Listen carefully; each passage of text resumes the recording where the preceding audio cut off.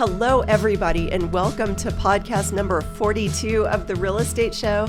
I'm Cherise Selley, and with me is Shawna Uehling, and we are part of Selley Group Real Estate here in Colorado Springs, where we're bringing you information about the Colorado Springs and local market, as well as national news stories. We want to keep our clients, our family, our friends, and people who are considering a relocation to the Colorado Springs area. We want to keep people updated in the most relevant real estate news that's going on, because it's changing every day, isn't it, Shawna? It is. It's crazy stuff. And let's move into it, because we have been waiting, and we do have our March statistics in finally. And we're shooting this podcast, and today is April the 6th. It's not going to air for a few more weeks, but just to give people an orientation of where we are for March's home sale stats. Believe it or not, well, I think you believe it. I don't know if the audience will. Yeah, I was surprised when I read it myself. The average home price went up again, nearly 5%. Yeah. From the month before. So February to March had nearly another 5% increase. And there was already a 5% increase from January to February. So nearly a 10% increase from the beginning of the year for properties on an average price.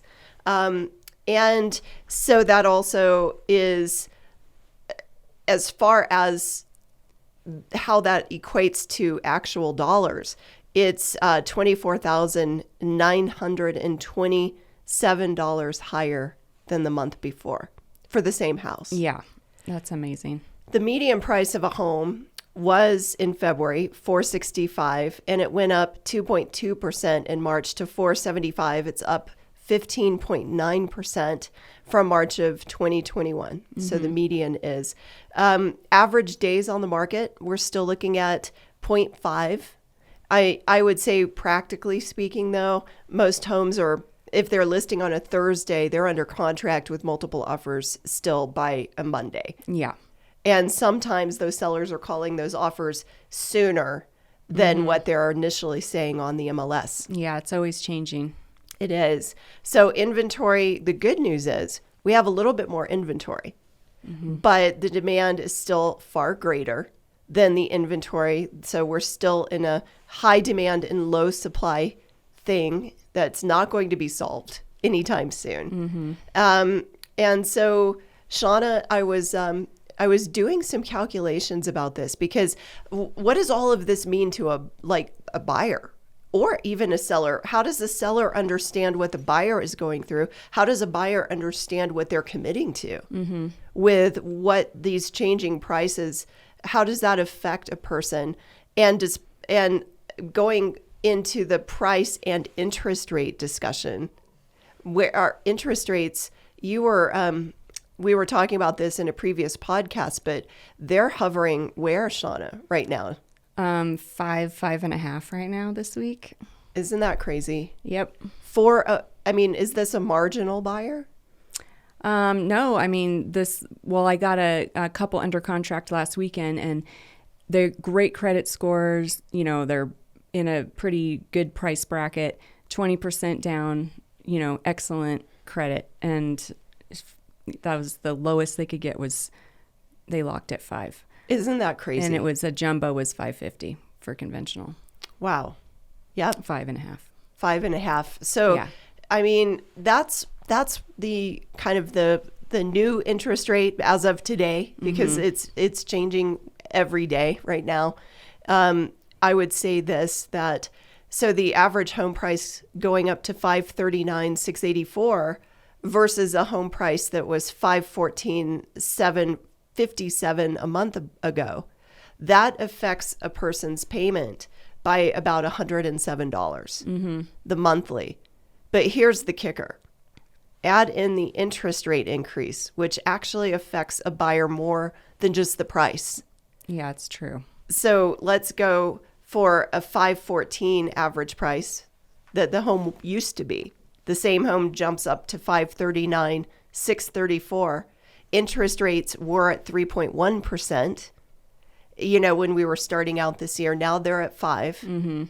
So that average priced home is now $699 more expensive than it was maybe even a month or a month and a half ago. That's a pretty big jump. That's the hard truth. It is the hard truth. And, and it's not going to change right now. It's not going to get better for people. So this misnomer of I'm going to write it out. Well, we've seen people writing stuff out for years now, and they're relocating into different regions of the United States at this point because they've priced themselves completely out of the market. Waiting may not get better. It's being strategic on how you buy. Right. So even to that point, Shawna, I would say you've dealt with buyers in this market that were looking starting a year ago. And some of these people are now finally under contract, and that is great news. But tell me about the other side of the story. Yeah, so I had one client. They sold their house last summer, and prices were what they were last summer. They didn't know what they were going to do with the money, and then at the beginning of the year, they called me and they said, "Hey, we sold our house already, but we're thinking of maybe buying some kind of a rental. Maybe we can live in it, rent the basement out, or do some kind of a hybrid on that." And there's absolutely nothing in their price range because they wanted to be around 400. And with the interest rates going up, they ended up a couple weeks ago just calling it good. They said, "Well, we're looking in Virginia now." Wow. Yeah. For our, because they just can't afford anything here. And so they're not buyers in this market anymore because they got priced out, and they basically can't afford the escalation clauses, the extra cash down. They can qualify for the loan, but they can't do what they need to do to get the house. So it's so important for buyers to understand what's happening in the market that they're wanting to buy in, not based on what was happening 6 months or a year ago. Yeah. But based on what's happening today. Right. Yeah, and I had buyers in town this last weekend, and their job, I showed them maybe 10 houses. Their job was to figure out which one they liked best. And my job was calling all those agents as we were looking at every single house. How many offers do you have? What are you up to? Because I wanted to get them the best probability to get under contract. And there was a couple of them that if we offered on, we wouldn't have been able to compete. We wouldn't have got the house.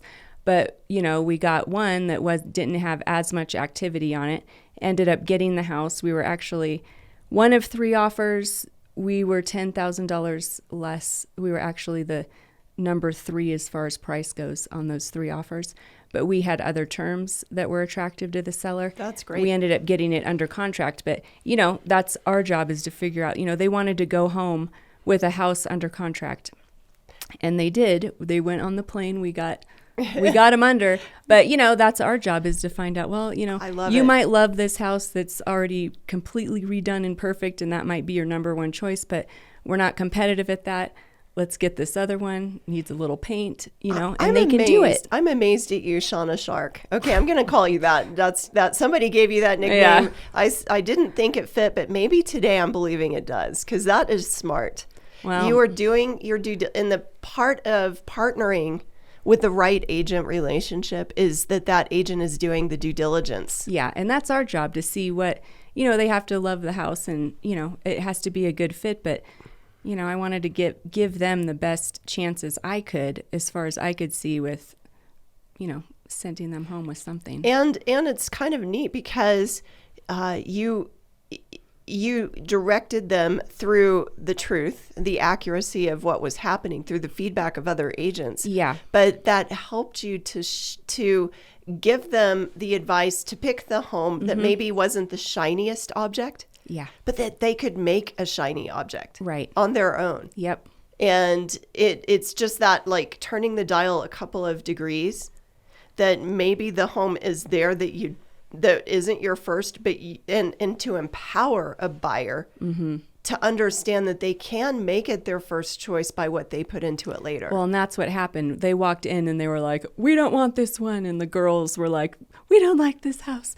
And we went back a second time with a fresh mindset and, okay, you can do this, this, this, and this. And, by the time we walked out of there for the second time, they were like, you know what? Because the yard was fantastic. All the bones were there that you couldn't change. Yes. And, they're super pumped now. So it's all a change of perspective sometimes. It is a buyer success story in a market where buyers are feeling so beat up that there's ways to empower that decision. And there are homes that you can get. Mm-hmm. And, you still have to do your due diligence first on the finances and understand what the new payments for the rising interest rates mean to you. Right. And understand if you can even buy in this market because of those changes. Mm-hmm. So those are important things to do. But once you get through that point, then be open to homes that maybe you had not considered before. Yeah.